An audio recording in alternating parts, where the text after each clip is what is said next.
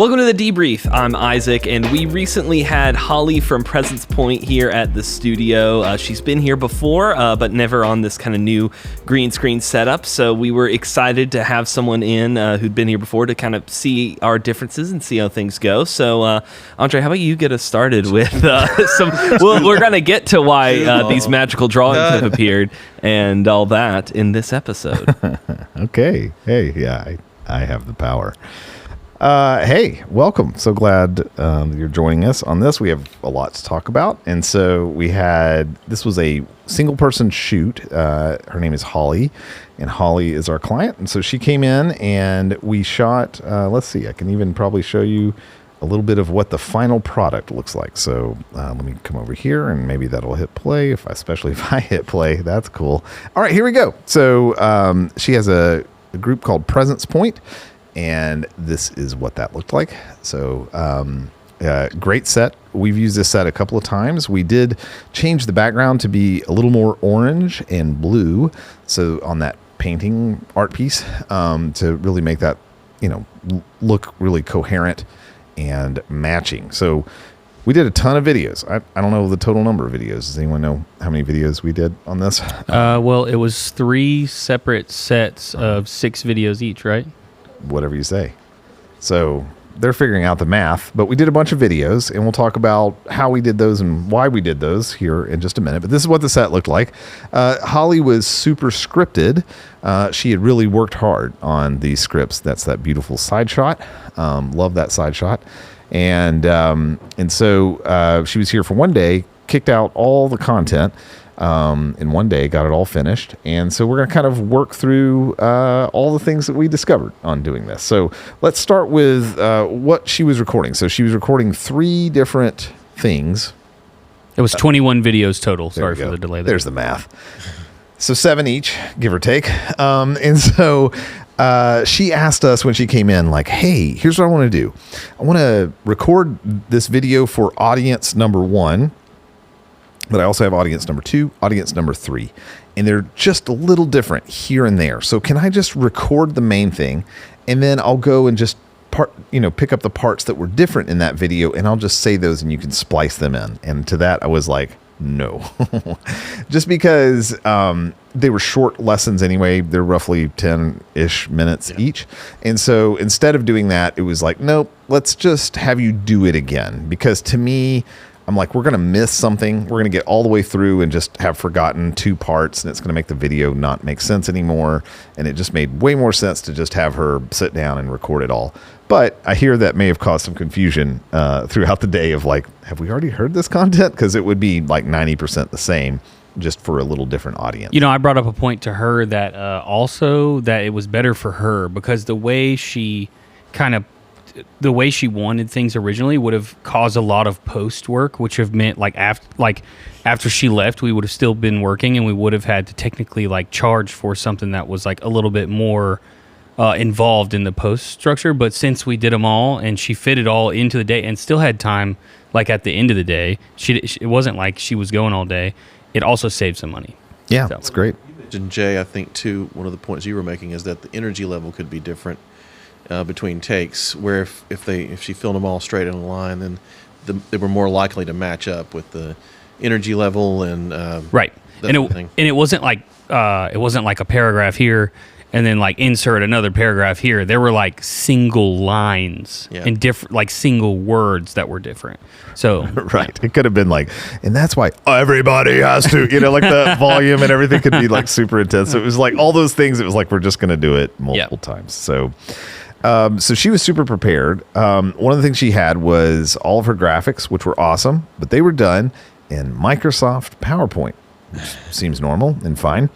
But we love Keynote for a variety of reasons. One of the main reasons, Tyler, you were TDing that day, right? Yep. So you were like, oh man, I wish I could see the presenter view, right? So we could kind of have that little better, clear clock, easier to see what's next. And there wasn't a lot of options in PowerPoint. So we just went ahead and moved that over for the PowerPoint file. We just opened it in Keynote instead because the presenter display was better. You can adjust it and move things around. It's adaptable. However, I have a little bit of information for you, which is if you have graphics like line art or drawings or whatever in the PowerPoint file, when we opened it in Keynote, it looked fine. And when we're looking at it on a multi-view, it looks fine. But when I walked over into the other room and looked at the 77-inch TV, I'm like, oh no, everything's super pixelated looking. So text, no problem. It hands that over, no big deal. Graphics, it like rasterizes them. Yeah, if we look at presentation right now. Oh yeah, great. Yeah, we could pull I've got that up. PowerPoint pulled up here. Oh, perfect. Great. So this graphic, hold on, wait for it. This graphic that you see here, oh, cool. We'll talk about how we're doing this in a minute. It's a new way. This graphic right here, it's all those lines were like super jaggedy going down it when we moved it out of PowerPoint. So in PowerPoint, it looked great. Even all this text down here, it kind of treated that like a graphic, I guess because it's grouped together. All that's a long way of saying importing the PowerPoint directly ended up being bad. And the only way to fix this was either to recreate it or to copy each element and then paste it into the new. So it would be like taking that this little provision area here, copying that whole thing, and then pasting it over in the other Keynote file. So just so you know, be aware of that. It was shockingly low resolution and really looked bad. So we had to do some stuff in post because we didn't catch that until, we were further along in the process of that. Cammie was sick. I'm not really pointing out that she's sick, except, Nice. double choo-choo. Except to say that she wasn't able to be here the day of filming, but then she came in and had to do the editing. And so, Cammie, I'm kind of warming you up for the fact that I'm about to throw this over to you. So, Cammie, talk a little bit about, because we didn't have a good system there. So when you started to edit, because we did have some extra graphics and some things like that, talk about our note-taking system, what was broken, what was good, if anything, about that. Talk about your experience of coming in after a filming day, because this is something, as we were scaling and growing, how do we help people that weren't intimately involved with all parts of it in this scenario, like with you being out that day and then coming in to edit? What was that experience like? Talk to us and tell us how that went. So I was sick, and I heard nothing. I was here the day before when she came in, which is a great thing to do because then we can key the client and make sure everything's good and set up and figure all the little details out before filming. So the next day when we do film, we just jump straight into it. So I was there for that, but I wasn't there for filming.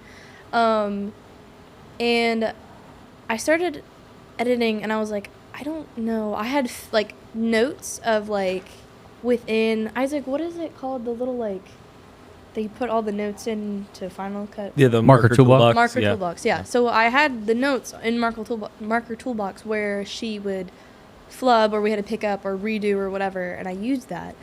But then I started realizing as I started getting into the first edit of like the first course, there were a lot of things coming up that I realized weren't really communicated. Like there was a lot of graphics needed that I didn't know, or graphics needed to be remade or different. She'll say one thing in the video, but the graphic that we had a slightly different word. Right. So we had to remake graphics.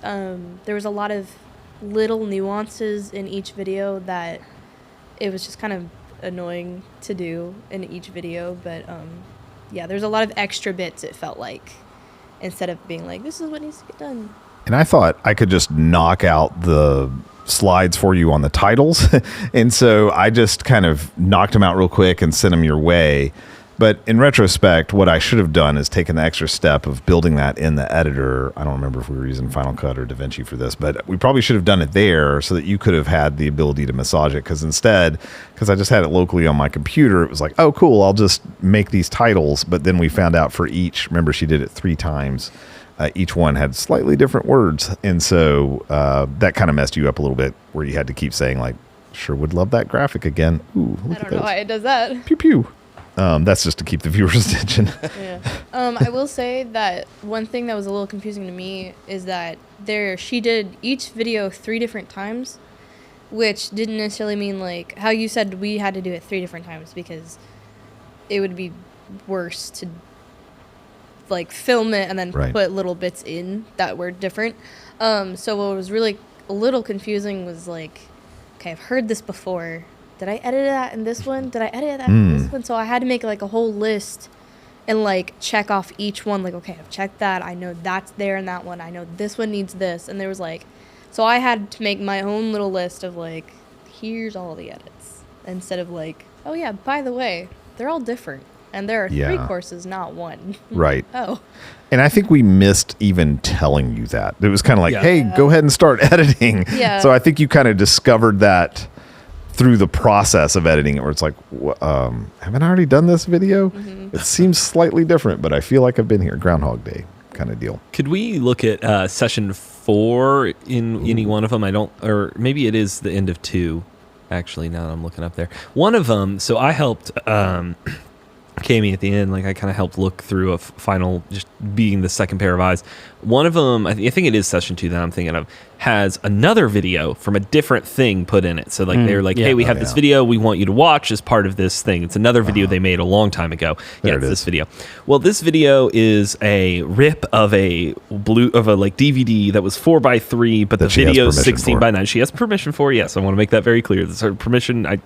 But the point is that the original source material is not 16 by 9. Not good. If you click, you can see the scale on the right hand side is 136%. To Yeah. get that. Well, the problem is now that shows up 3 times, like Kami's mentioning. They show the same video in these 3 different places, and so because of that, it's like you have to make sure that you sized it up in each one. So there was Right. almost like what we needed to do were these base edits of we know this will happen, this intro, build all that and then put in her parts of it or something. There was definitely this was unique of a way to edit, and so there definitely could have been a better way for us to process through all of it Yeah. for sure. I will say this was a completely not new, but this is a completely different process from what we were like typically do. Right. So like we do sometimes cut to graphics, but not all the time. We just mark it and drop them in post if Yeah. it's like a lot of them. But this time since the last time she was here, our team has expanded. So while we were, some of these complications and things that Kami had to go back and like change were because we were trying something new out. But in the end, I think we did a pretty good job. Tyler, were you the one that was operating the slides, or who was moving the slides forward? Was that you? I wasn't advancing them. I would cut to them. Wait a minute. I don't think I was. What Morgan? You weren't controlling them, were you? At some point I was, and then Andre would, and then we Yeah. ended up handing it back over to you, Jay. But then we had issues because Oh my we gosh! had to Right, change I the did. graphic, I did do it. and then One- slide numbers got out of order. Yes, couldn't- that's right. That's right. So I had to Yeah. keep up with that. So we I were was running try- teleprompter. Wow, I completely forgot that I was the one who. I couldn't I was switch asking and do about- it. There's just no way to Right. switch while also advancing the slide. Right, that's right. Because I remember I was reading the script, so like I was reading every word as she was going, as if I was doing the teleprompter, so that I could cut to the right graphics. But Yeah, if we oh, show teleprompter here, we can kind of see the graphics insert that she had here. Yeah. Yeah. This is the script. Right. And so as we were going through, I would have, I'm making sure that we're cutting or that we're on the right slide. And then when we would get to that point in the script, Tyler would cut. Yeah. And then keep going, like find the pause here. That's the one I'm like really. And while we're pulling that up, Yeah. it's probably really important to mention we are not filming this debrief immediately after we No, did no, this one. yeah. We've been We've done so so- busy doing yeah. some filming. So Keep that's going. why we're It's like, been a well, who week or did this so. and whatever. It's been a few days back. She was really good about she does so much preparation coming into this. So she would have on there marked, hey, Yeah, cut super. this slide and then come back to me.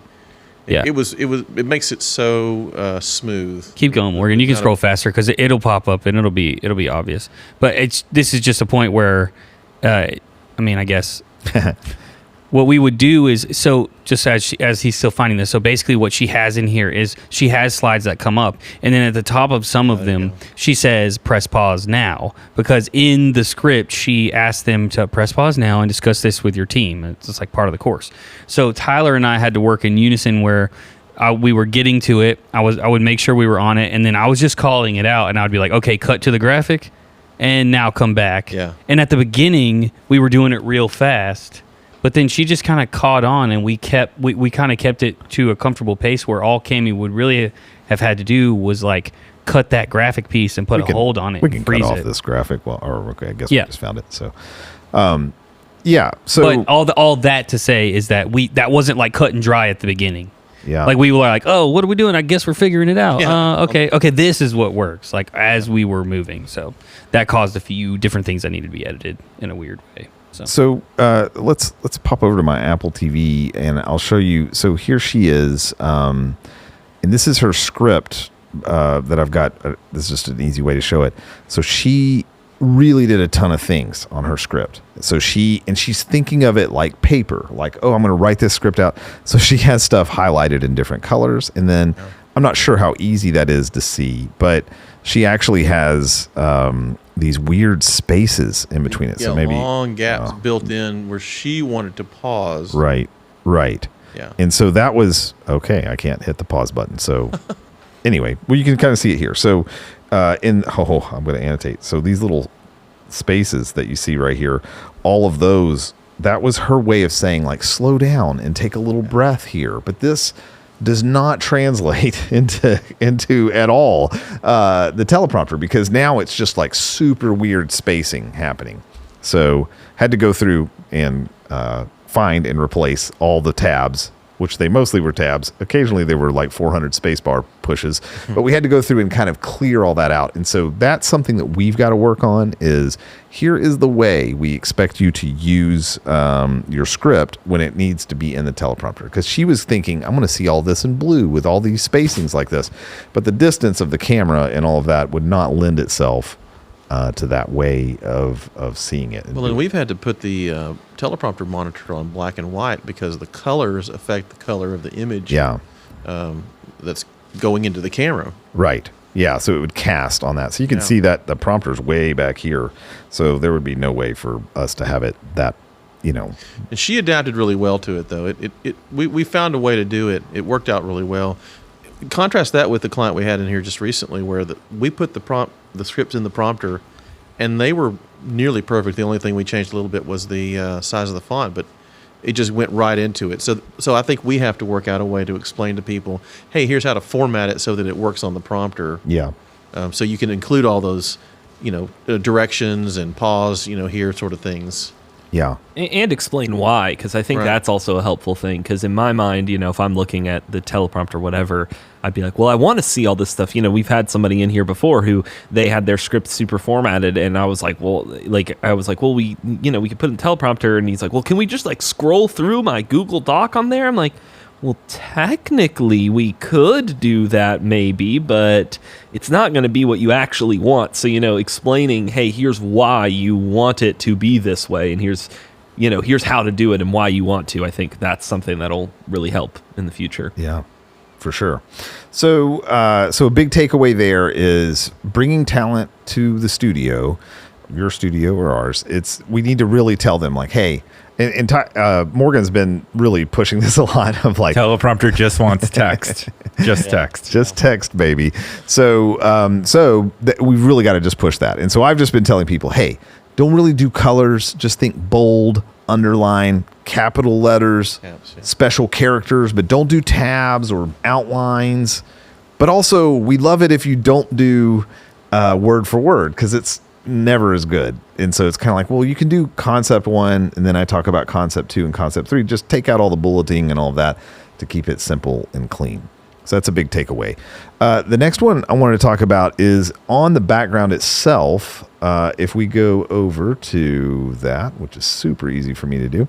So I'll start playing this again and give it a second to start going. Oh, the double bump. Disco time. Mix effect. Thanks, Mix Effect. So here's Presence Point. Here's our little thing. So one of the things we're doing is a really cool technique that we've talked about before in another debrief, where we're doing a punch. And this punch, this whole background that you see behind here is all a little extra blurry from what it looks like in the just the main shot. So we kind of have a wide shot that's just a little wider, and then this is a punch. And so that's the actual shot.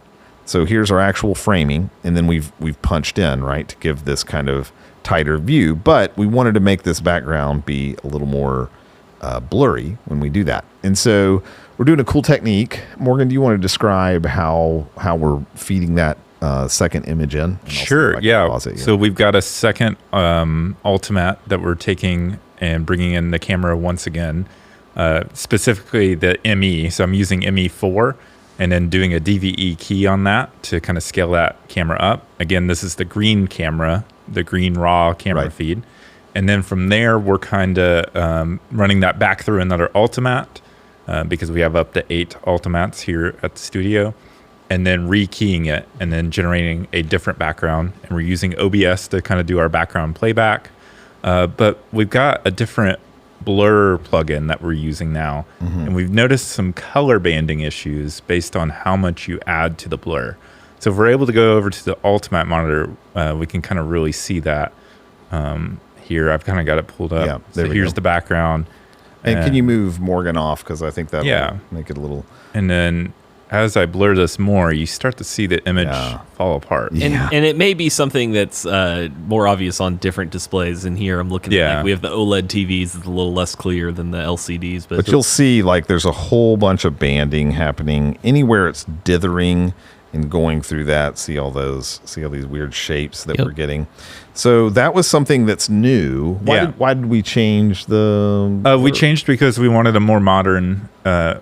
edition of OBS to give us more features and things like that we're utilizing. And that the creator of the original plugin has put it behind a paywall, which is great, but it's not always super up to date. And so we needed a solution that was more open source in that regards. Okay. Are you telling me I can pay money and get possibly blur? Interesting. But ideally, we want to move away from OBS in the future. Yeah. And also, this could be some color management thing within OBS. We've had some other issues with when doing color management with other reasons. So maybe it's something in there. We need to mess with this more to kind of figure that out. But yeah, that's kind of the background thing there. So we fixed it. How did we fix it? So we re-exported a new one that was blurrier. Yeah. So essentially just pulled this up on a screen, and then you can see here, if we cut back over to this now, somewhere through here we fixed this. And I don't know, maybe not on this one because I still see a little bit. So I think this was like one of the first ones, and then we fixed it after. We think it's pretty negligible, but we're just trying to make it as good as we can make it. So but man, having that punch look like a different camera angle changes everything. Changes everything. It adds so much, even though you don't maybe even know that it's adding it. It makes it look so much richer. Yes. Than just a cut in. It does make me really wish that these are 6K sensors, but we can't really output 6K, but it makes me really wish there was some like dual output mode where we could take an SDI and the Ethernet out and kind of have a 4K cropped output out of these cameras. That's like a 4K sensor crop of the 6K sensor. That would be super magical. So Blackmagic people, if you're watching this, get on that. Thank you. Yeah, I have a whole thing that I'm working through of how to get 8K out, because they have an 8K Ultimate, and how to get a couple of different shots out of it. It'd be really cool. So I'm working through trying to think through how to do that. Hey, while we were doing this thing of filming this, we also have another client. And that client is asked if they could rent our conference room space, which is like, that's not something we really do, but I'll say yes to you paying me money. So we kind of had that all going on at the same time. That client is TVA, Tennessee Valley Authority. And so they're renting our conference room, but we're kind of got this filming going on. So we moved it over to another part of the building to do it there. And we're always trying to think through like surprise and delight, and so I came in with Emma, and I'm like, hey, I bought a gingerbread house. And so I think, Emma, you started making this thing. What was your experience with? I started making the gingerbread house, but then Tyler offered to like finish it off for me. And I was like, no, I've got it. And then later on, I'm like, yeah, Tyler's way more equipped to do this gingerbread house than I am, and it ended up turning out beautifully. So we had the gingerbread house, and I'm going to show it to you in a minute, but I have the second part of it so I can't show it and then tell the second part. So we have it. We go in there, and we Tyler, you wrote like TVA on it, or Yeah, I just thought, since they're coming in, I'll write TVA. That way it's on you the can front of see one of that the this gingerbread is- houses. Uh-huh.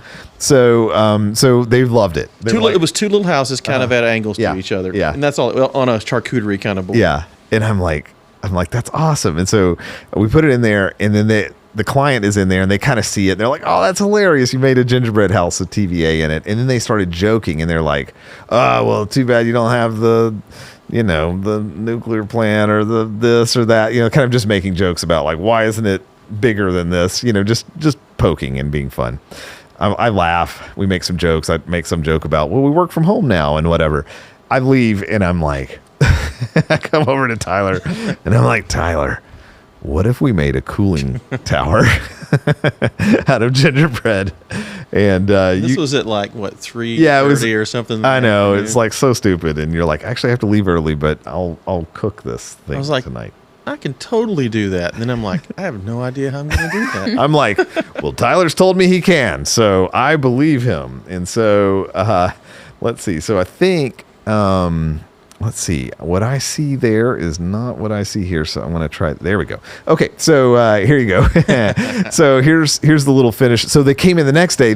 All the rest of that was there, but Mr. Cooling Tower was, and the cotton candy was like, come on, that is an awesome addition.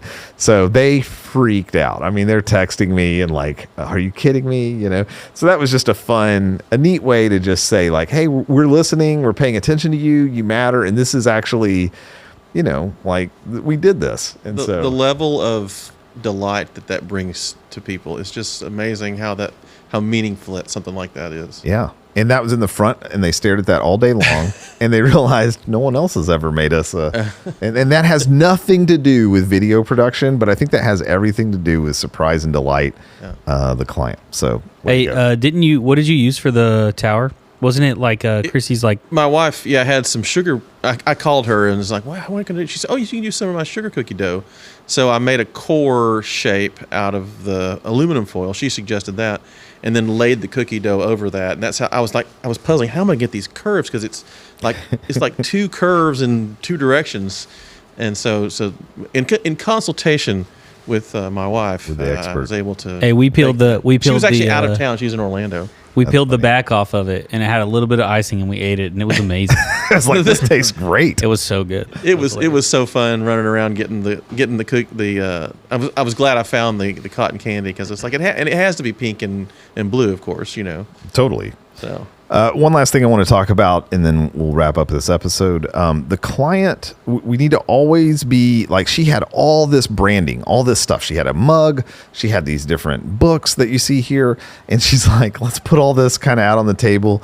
And so we have to be willing to tell them no, right? Because it was just like, you already have so much branding. Like originally she wanted to have her logo behind her on the painting, which we totally could have done.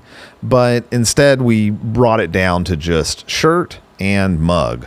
And I think part of that and why that's important to do, sorry, let me, I'm actually trying to get right here, just push the wrong button.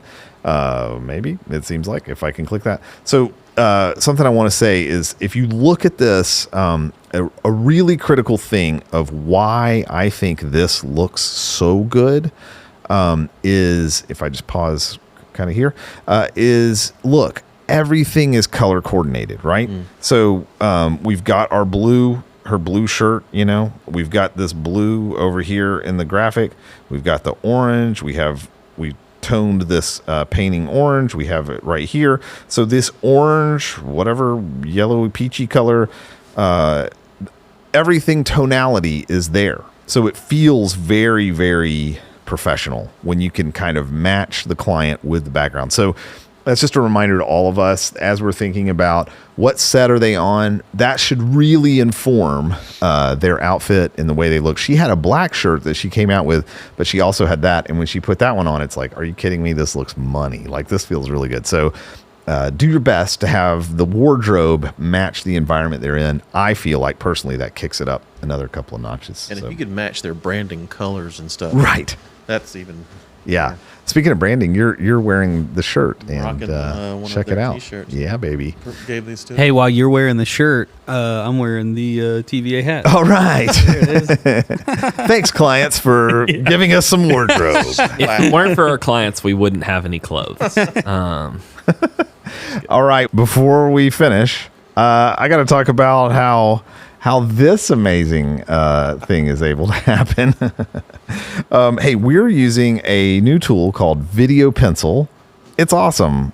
Isaac Morgan, who wants to talk about this? I can talk about it a little bit here. Tell us. So we're using a video draw on pencil, which is basically outputting NDI, and we're bringing that into OBS, and OBS is outputting a key fill, and that is what we're overlaying on top of the video here to be able to do all the cool drawing and annotation that you're seeing here. Additionally, it also can take a return feed via NDI, and so we're outputting a program, so we're able to see what we're drawing on top of at the same time. Now, Isaac, you found some different performance things with Yeah, it? I guess so. See now, haha, it's on me. So one thing is that new iPads USB-C, so you can use USB-C to Ethernet with that, and so that way you can make sure that you're getting really low latency back and forth. We spoke with, let me remember exactly his name, Michael Forrest. He's the guy who's developing this stuff, and I think it's squares.tv. It has a Discord, so we went on the Discord, and we're like, hey, how are we doing? Because we were doing just taking the feed output and Luma keying it. And we didn't realize that the feed was transparent at first, and so we can output a key fill to get a super clean. So you can even draw black on this, which you couldn't do if it was a Luma key. So we got that all set up this morning for this episode of the Debrief. So shout outs to them. It's a great little piece of software. There's a bunch of stuff it can do that we're not fully utilizing yet. You know, one thing I'd really love for us to be able to do with it is USB into the iPad with Ethernet and HDMI capture card in, because then with that HDMI capture card, you could see a direct low latency feed of the like source material that's not having to traverse over the internet. And then they also have the Video Pencil camera app, which is supposed to allow you to kind of write on the iPad, but it be writing on the Mac instead. And it doesn't support 4K out yet at the moment. That'd be something super cool to see, because right now these drawings are 1080, but honestly, it looks pretty fine. It just looks a little aliasy, but other than that, I think the results are really good, especially because it's so easy to use relatively. If you don't have a lot of NDI devices on your network, like, because we're not really using NDI for much, this just kind of pops up. Yeah, I'm in love with this. We've been using Keynote. Can't tell. Presented. I'm like, what? What do you mean? This looks so nice. But we've been using Keynote and doing the Keynote app on the iPad, and it's cool. But it's like a single line, and it's not even this thick of a line. So being able to kind of, and this is pressure, you know, so I can push down or be very gentle on that. Has a lot of different tools that we can use to create things. I'm loving this this laser pointer that you see here. That's been super cool to be able to kind of just take that and kind of annotate something really quick and then move on. That's been super neat. It has a bunch of other functionality. It's really cool. It's a super good addition because now we can just put that on top of, whatever. So we can just sit there and that could be graphics. And I'm going to try to hold this up, which may or may not work. And there you go. But I see ourselves on it, right? So like as I'm annotating and doing stuff, I see that happening on the iPad itself. It's super cool. I'm going to interrupt you one last time. Also, you may notice our B-roll looks a little bit different. We got quite a new little setup here with the Blackmagic Cinema 6K full frame and also the Ronin 3 with LiDAR autofocusing. We're still trying to figure out more. Let me actually see if I can do there you go. You can watch the autofocus work now. So if I put my hand in front of here, yep, you can see the focus motor doing its thing. There it goes. Yeah. So we're figuring out more and more about this using these IRIX or IRIX cinema lenses, and it looks very good, as you have seen. And so we're figuring out more and more to do with that. We'll hopefully have more to share using the Raven Eye transmitter that comes with the combo, so I can use my phone as a monitor. It's cool stuff, and we're hoping to figure out more and more to do with it. Yeah. Well, I'm sure in the future we're going to have a whole thing where we really break this down, show you everything about it. Personally, we were just looking at the footage earlier at lunchtime, and I'm like, man, this looks so good. This full frame, the color science in this one, I don't know, the lens combination, something about all of that. It's feeling amazing. So very impressed with this camera. All right. Hey, thanks for watching. Hope this has been helpful for you. And subscribe, of course. We'd love to hear you comments on this. If you have thoughts of things we could be doing better. We've shared all of our ideas. So if you have any ideas, share them back with us. Thanks for watching.